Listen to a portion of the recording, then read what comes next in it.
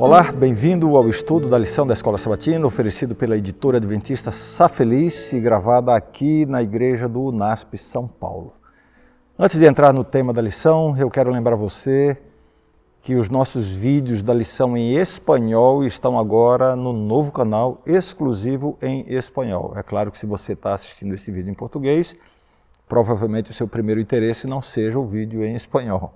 Mas fica a informação para reforçar esse novo sistema de distribuição dos vídeos, com 2 canais agora no YouTube, um exclusivamente para os vídeos em português e outro para espanhol, tá bom?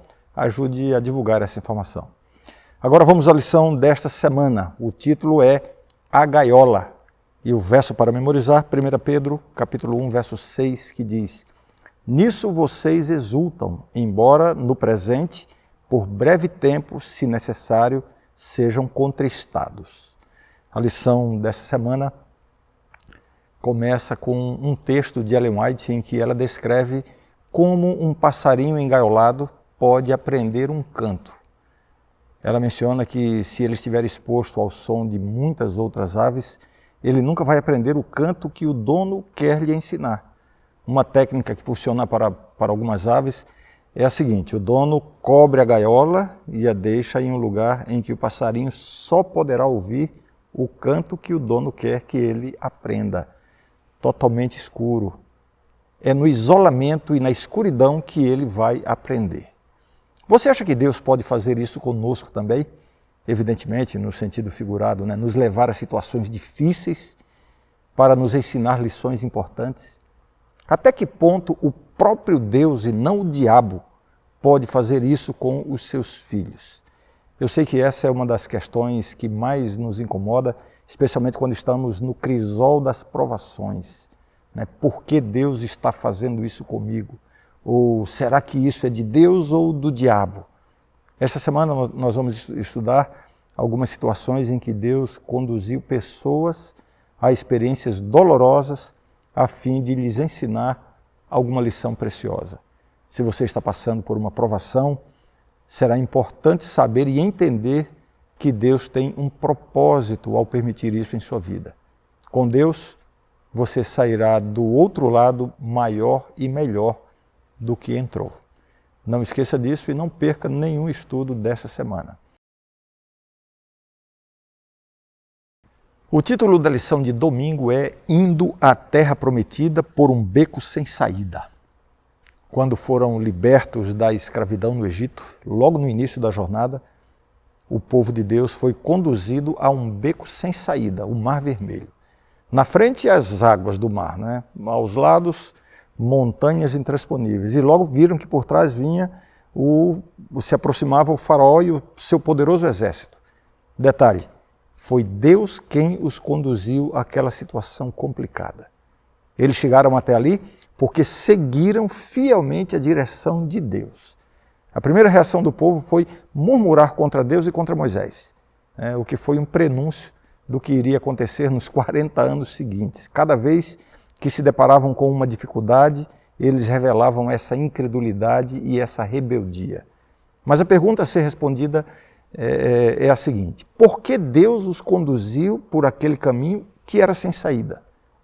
A primeira lição que aprendemos disso é que os caminhos de Deus não são garantia de paz e tranquilidade. Nem todas as promessas de Deus se aplicam a todas as pessoas em todos os momentos. Salmos, por exemplo, diz assim: 1000 cairão ao teu lado e 10.000 à tua direita e tu não serás atingido. Isso não se aplica a todas as pessoas em todas as circunstâncias. Note que para este um que é protegido no Salmo, há 11.000 que são derrubados. Deus conduziu o povo para aquele beco sem saída porque tinha uma grande lição a ensinar. Deus queria mostrar para eles que eles não precisavam temer nenhum inimigo e nenhum obstáculo. Era o início da jornada. Esta era uma lição preciosa a ser aprendida logo no começo. Deus iria mostrar para eles que não há situação tão complicada na vida para a qual Ele, Deus, não tenha uma solução. A jornada do Egito para a Terra Prometida era mais do que um caminho de um lugar para outro. Era um caminho de uma experiência para a outra. Deus queria transformá-los interiormente e não apenas levá-los para outro lugar. Deus queria uma mudança de coração e de atitude, não apenas uma mudança de endereço. É isso que Ele está fazendo na sua vida também. Quando Deus coloca você num beco sem saída, lembre-se que na falta de saída, Deus é a saída. Confie nele, não se desespere, né, e procure entender o que Ele está querendo ensinar para você. O título da lição de segunda-feira é Águas Amargas. Depois da passagem pelo Mar Vermelho, Deus conduziu o povo por 3 dias sem água. Imagine só a sede que eles estavam. A água é um dos elementos mais essenciais para a vida. Finalmente, Deus os levou a um lugar chamado Mara. Eu não me esqueço desse nome porque é o nome da minha esposa. E nesse lugar havia uma fonte abundante de águas. Só que chegando lá, em Mara, eles viram que as águas de Mara eram amargas. E mais uma vez murmuraram contra Moisés. Então Moisés, nesse momento, faz uma pergunta muito relevante, não somente para eles, mas para nós hoje também. Por que tentais ao Senhor? Essa expressão significa, por que vocês ficam provando a Deus? Deus já tinha mostrado no Mar Vermelho que estava com eles e estava cuidando deles. Mas eles continuaram reclamando e duvidando a cada obstáculo. Muitas vezes nós fazemos o mesmo. Temos dificuldade em perceber e entender que Deus está guiando a nossa vida através dos obstáculos e não por um caminho sem obstáculos. Nós incorremos no mesmo pecado daquele povo quando ficamos querendo que Deus prove a sua direção a cada esquina do caminho. Não conseguimos entender que Ele tem um propósito grande e abrangente, e então ficamos duvidando e querendo que Ele se manifeste em cada detalhe, né? Em cada dificuldade que aparece. Deus, na sua infinita misericórdia, fez então sair água da rocha, a fim de saciar a sede daquele povo. Os nomes hebraicos dados àquele lugar depois, né, Massá e Meribá, apontam para a incredulidade do povo, quando eles questionaram: está o Senhor no meio de nós ou não? Qual a lição para mim e para você dessa história? Pare de reclamar. Pare de duvidar da presença e do cuidado de Deus em sua vida. Saiba que, se for preciso, Deus fará sair água da rocha. Siga em frente, fazendo o melhor que você puder, mas sempre com a certeza de que você não está sozinho na jornada. Deus pode fazer você sentir sede, mas Ele sempre terá a água para saciar essa sede. Não esqueça disso. O título da lição de terça-feira é O Grande Conflito no Deserto. A lição de hoje faz referência à tentação de Cristo no deserto. Estamos essa semana analisando situações em que o próprio Deus conduz pessoas a situações difíceis. Há muitas circunstâncias difíceis na vida que são provocadas pelo diabo, é verdade. Há outras que são provocadas pela própria vida, né, no contexto de um mundo caído. Mas há circunstâncias que são provocadas pelo próprio Deus.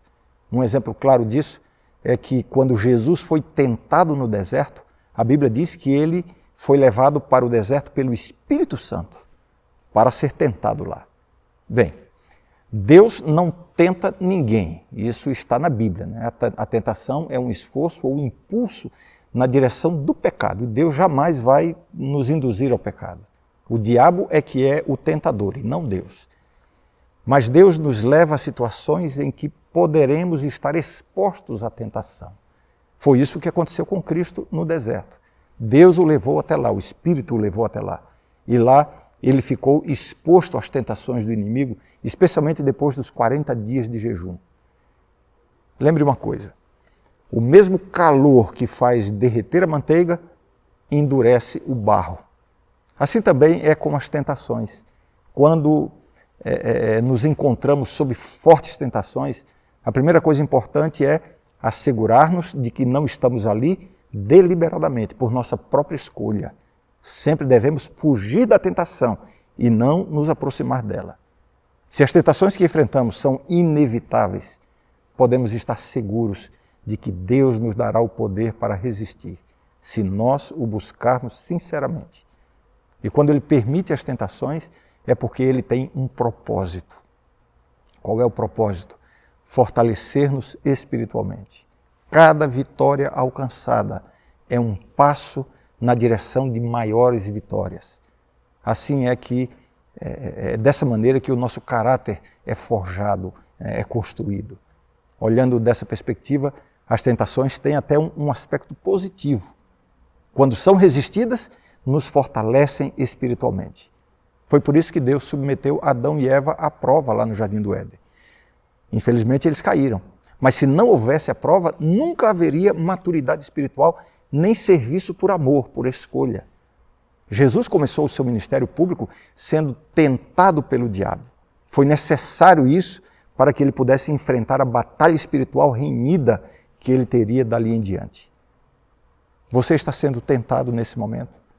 Lembre-se de uma coisa, Deus lhe oferece a vitória e saiba que a cada vitória você sairá mais forte para as próximas batalhas. O título da lição de quarta-feira é Um Legado Dourado. A lição de hoje faz referência à primeira carta de Pedro, onde ele fala sobre as provações do presente como um meio de nos preparar para a glória futura. Sugiro que você leia atentamente 1 Pedro, capítulo 1, versos 6 e 7. Aqui ele menciona duas coisas importantes. A primeira, a tristeza provocada pelas provações. Ele fala em ser contristados pelas provações. Tristeza é uma importante emoção humana.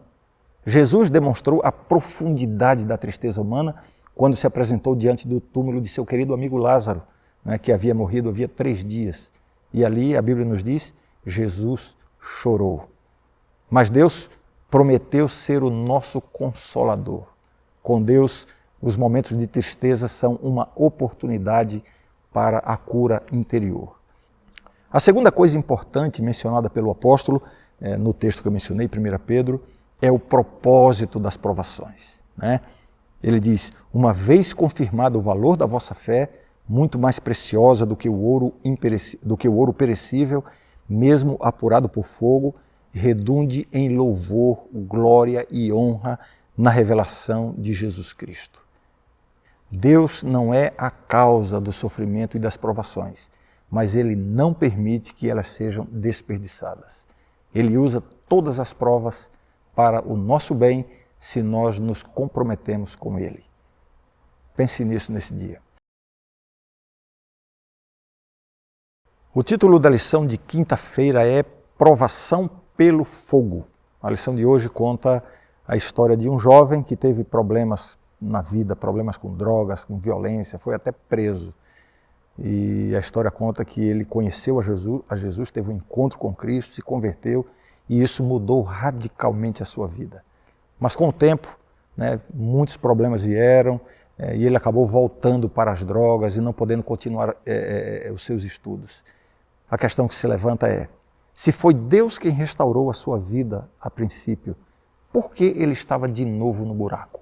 Por que estava tudo dando errado? Durante esta semana nós vimos que o fato de Deus nos conduzir por um caminho não significa que será um caminho fácil.